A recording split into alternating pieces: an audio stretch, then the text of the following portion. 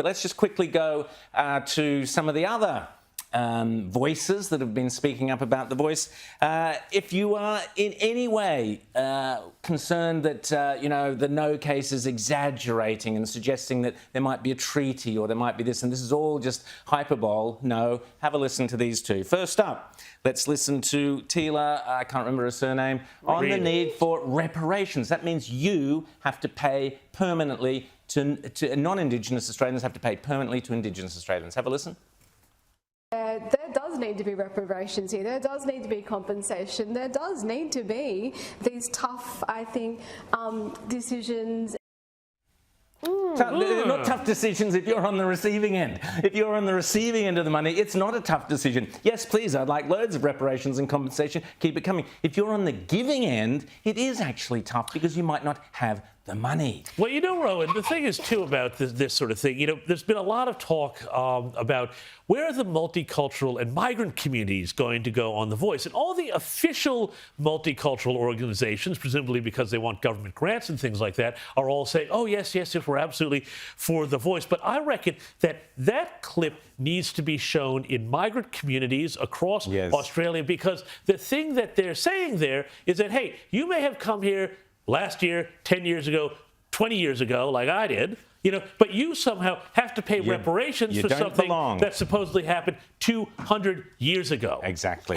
Rita? For migrants, I've always said this entire narrative, this whole concept of always was, always will be, is just a PC way of saying go back to where you came from. You're not as entitled to call this country yours as someone whose heritage is different. It is a very intolerant message, and migrants hear it, whether it's being said in those terms or not. And yes, you've got migrants who come here with nothing, come here to give their children a better quality of life, and within 10, 20 years they have done that. Their next generation prospers even more. They work so hard, and for them to then have to pay something for some for historical sins committed grievance, not to the people who suffered from the grievance. It is, to people who haven't suffered from that. Yeah, let's hear from Linda Burney, our talented Indigenous Affairs Minister, with her opinions.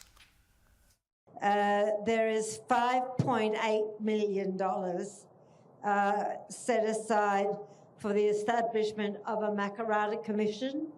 And the Makarrata Commission would have two jobs.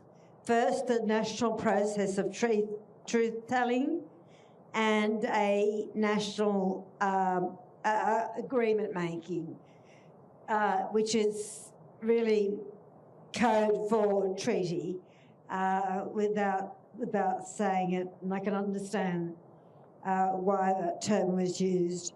And you would have heard very much that the government is committed to the three elements of the Uluru Statement, as Michael has outlined. The first is voice, the second is the Makarrata Commission, with these two responsibilities.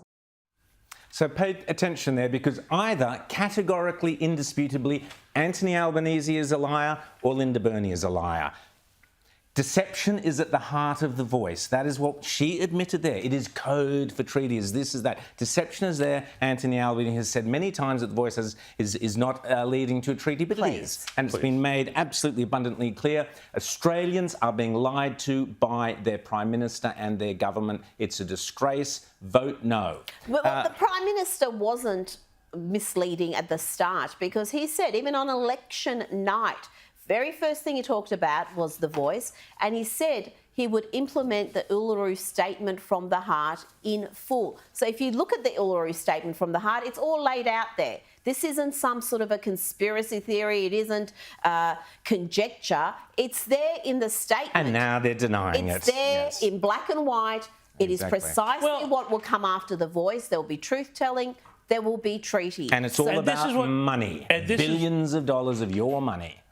And this is what, they're now saying, openly. People like Megan Davis, the UNSW law professor, is one of the big architects. She had a piece in The Australian just yesterday saying, we need to get the voice to get the treaty, essentially. And Yes. what needs to be spelled out now, I think, is really the idea of why that treaty would be such a disaster for this country, how a country cannot make a treaty with its own citizens, which is what John Howard very smartly pointed out through his entire time as Prime Minister and beyond, and that, in fact, this does mean reparations, division based on who your ancestors were.